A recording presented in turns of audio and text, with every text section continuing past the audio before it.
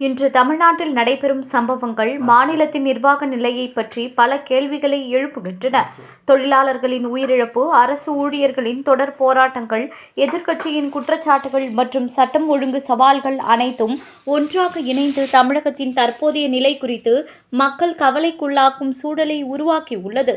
திமுக அரசால் பணியிலிருந்து நீக்கப்பட்ட தூய்மை பணியாளர்கள் ரவிக்குமார் வாழ வழியின்றி தற்கொலை செய்து கொண்ட சம்பவம் அனைவரையும் அதிர்ச்சியில் ஆழ்த்தியுள்ளது.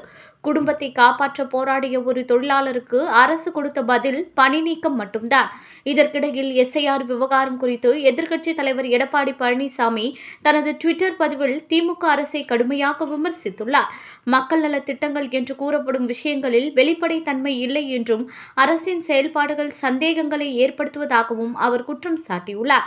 ஒருபுறம் தூய்மை பணியாளர்கள், மறுபுறம் செவிலியர்கள் போராட்டம் என தொடர்ந்து நடைபெற்று வருகிறது.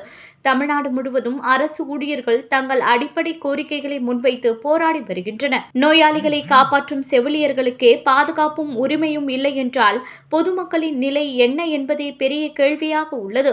இதே நேரத்தில் தமிழ்நாட்டை அதிர வைத்த கிட்னி திருட்டு வழக்கில் மீண்டும் 5 பேர் கைது செய்யப்பட்டுள்ளனர். சட்டம் ஒழுங்கு கட்டுப்பாட்டில் இருப்பதாக அரசு கூறினாலும் இப்படியான கொடூர குற்றங்கள் தொடர்ந்து வெளிவருவது பொதுமக்களின் அச்சத்தை மேலும் அதிகரிக்கிறது. தற்கொலை, போராட்டம், ஊழல் குற்றச்சாட்டுகள், சட்டம் ஒழுங்கு கேள்விக்குறி இவை அனைத்தும் ஒன்றாக இணைந்து பார்த்தால் இன்று தமிழ்நாடு கடும் நிர்வாக நெருக்கடியில் இருப்பது தெளிவாக தெரிகிறது. மக்களின் வேதனைக்கு தீர்வு எப்போது கிடைக்கும் என்பதே இன்றைய மிகப்பெரிய கேள்வியாக உள்ளது.